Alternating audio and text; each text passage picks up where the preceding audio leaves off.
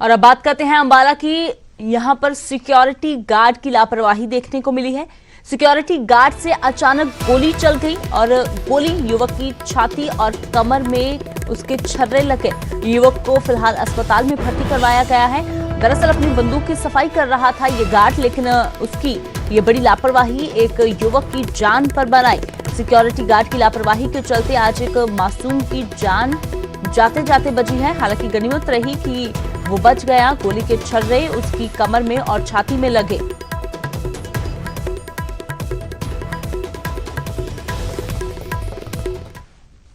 मैंने सामान लेने गया था कहीं पे, तो ना उधर से वापसी आ रहा था।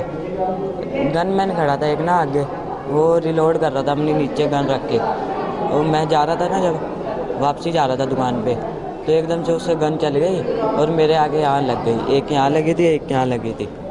तो उससे फायर हो गया उसको। वो जो फायर ज़मीन में लगा है और ज़मीन से लगने के बाद कोई बच्चा 17-18 साल का वहाँ से गुजर रहा था और उसको उसके जो फायर के छर्रे होते हैं वो लगे उसके शरीर पे। और अभी उनके घर वालों से मिले हैं, जैसा ही वो बयान देते हैं उसी श्री अकाल तख्त साहिब के जत्थेदार ज्ञानी हरप्रीत सिंह के ईवीएम पर दिए बयान के बाद से शुरू हुई सियासत थमने का नाम नहीं ले रही। बीजेपी के प्रवक्ता हरजीत ग्रेवाल ने हाल ही में जत्थेदार पर विवादित बयान दिया, जिस पर उन्हें 24 घंटों के अंदर माफी भी मांगनी पड़ी। ਉਹ ਗੱਲਾਂ ਕਰਦੇ ਨੇ ਜਿਸ ਤਰ੍ਹਾਂ ਕੋਈ ਮਾਨਸਿਕ ਤੌਰ ਤੇ ਬਿਮਾਰ ਵਿਅਕਤੀ ਕਰਦਾ। ਇਹ ਕੋਈ ਗੱਲਾਂ ਕਰਨ ਵਾਲੀਆਂ ਨੇ। ਉਹ ਵਾਸਤਵਿਕਤਾ ਜਿਹੜੀ ਹੈਗੀ ਆ, ਜਿਹੜੀ ਸੱਚਾਈ ਹੈਗੀ ਆ, ਉਹਨੂੰ ਨਹੀਂ ਦੇਖਦੇ। ਉਹਨਾਂ ਨੂੰ ਸੱਚਾਈ ਨੂੰ ਦੇਖਣਾ ਚਾਹੀਦਾ। हरजीत ग्रेवाल के इस बयान से जत्थेदार के सियासी बोल पीछे रह गए और एक नया बवाल खड़ा हो गया।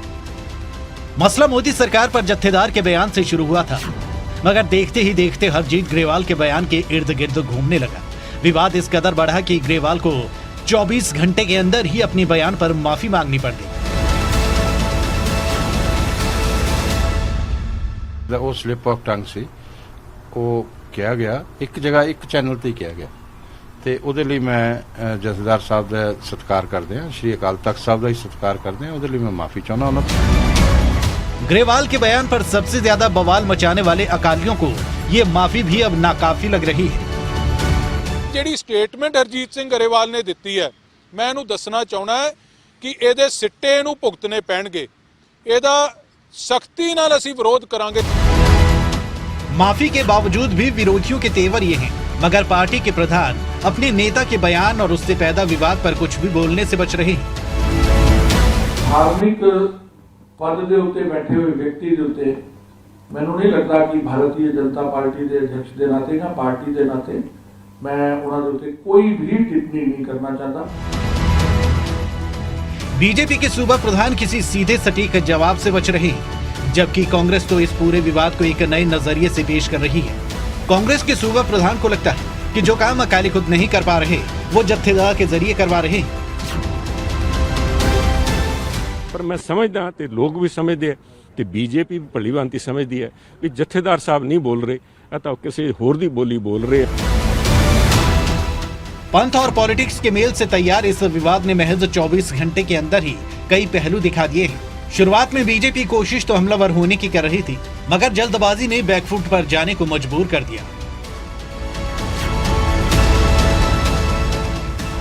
Bureau report, news 18।